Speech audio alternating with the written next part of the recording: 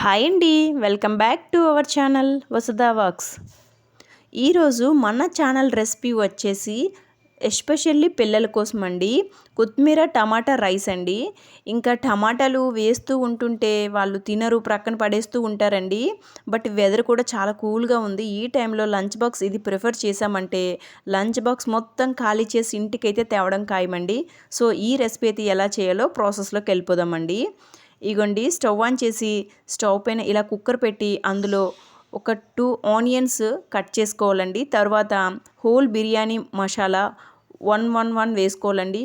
ఒక పువ్వు, ఒక లవంగం, ఓ 2 ఇలాచి, 2 పచ్చిమిరపకాయలండి. ఎందుకంటే ఎక్కువ కారం ఉంటే వాళ్ళు తినరు కాబట్టి. ఒక బిర్యానీ ఆకు, ఒక 5 జీడిపప్పులు వేసి ఇలా బాగా రోస్ట్ చేసుకోవాలండి. ఇలా వేయించుకున్న తర్వాత లైట్ గోల్డెన్ కలర్లోకి వస్తుంది చూడండి. ఈలోగా మనం కొత్తిమీర కట్టనైతే మిక్సీలో వేసుకొని ప్యూరీలా చేసి పెట్టుకుందామండి ప్రక్కన. ఇగోండి, ఇలా ప్యూరీలా చేసుకుని ఇప్పుడు ఈ ప్యూరీని ఆనియన్స్ వేగిన తర్వాత అందులో వేసేసేయడమండి. వేసి ఇలా బాగా మిక్స్ చేసుకోవాలండి. జీలకర్ర, ఆవాలు ఇందులో అన్నీ యాడ్ చేసుకోవచ్చు. ఇంకా ఆవాలు కొంతమంది పిల్లలైతే నచ్చరు కదండి ఫుడ్లో తగిలితే, సో వాళ్ళైతే స్కిప్ చేయొచ్చు. ఇగోండి, ఇది కూడా వాటర్ కంటెంట్ అంతా చూడండి ఇలా డ్రై అయిపోయి అడుగు పడుతుంది అన్న టైంలో ఒక 2 టమాటాలని ప్యూరీలా చేసి ఇందులో వేసుకోవాలండి. లేదు మిక్సీ అవసరం లేదు, పిల్లలు టమాటాలు బాగానే ఇష్టపడి తింటారు అంటే చిన్న చిన్న పీసెస్లా కట్ చేసుకొని వేసుకోవచ్చండి. బట్ మా ఇంట్లో టమాటా అయితే ఎక్కువ ఇంట్రెస్ట్ చూపించరండి. సో నేను ఇలా ప్యూరీలా చేసి వేసిస్తూ ఉంటాను ఫుడ్లో. మీ చాయిస్ అండి, అది ప్యూరీలా చేసుకొని ఉంటే ఇంకా బాగుంటుందండి టేస్ట్ అయితే రైస్ది. ఈ టైంలో మనకి టేస్ట్కి తగ్గ సాల్ట్ యాడ్ చేసేసుకోండి.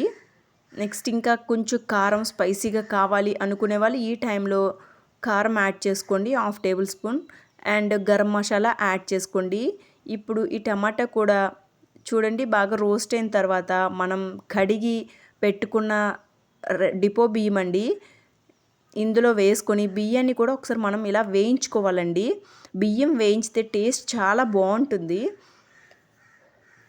నేనైతే ఈ రేషన్ బియ్యంతో చేస్తున్నానండి కుక్కర్లో.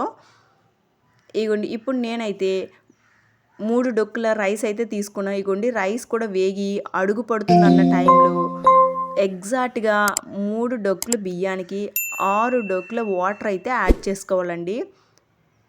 1కి 2 లెక్క, 3కి 6 అంతే అండి. అంతకంటే ఎక్కువ యాడ్ చేయొద్దు కుక్కర్లో వండేటప్పుడు. ఎక్కువ యాడ్ చేస్తే మెత్తగా ముద్దలా అయిపోతుందండి. ఈ టైంలో కాస్త ఉప్పుని చెక్ చేసుకొని పసుపు, గరం మసాలా, వేయించుకున్న జీలకర్ర పొడి యాడ్ చేసుకోండి.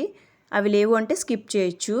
తర్వాత మూత పెట్టి 3 అంటే 3 విజిల్లు రావాలండి ఇలా స్టీల్ కుక్కర్ అయితే. మీరు ఇంకా వేరే కుక్కర్ ఏదైనా ట్రై చేస్తే కనుక 4 వచ్చినా పర్వాలేదు. స్టీల్ దాంట్లో మాత్రం ఎగ్జాక్ట్గా 3 రావాలండి. ఇగోండి, ఇలా 3 విజిల్ల తర్వాత ఓపెన్ చేసి చూస్తే ఇవి చూడండి ఎంతో టేస్టీ యమ్మీ కొత్తిమీర టమాటా రైస్ రెడీ అండి.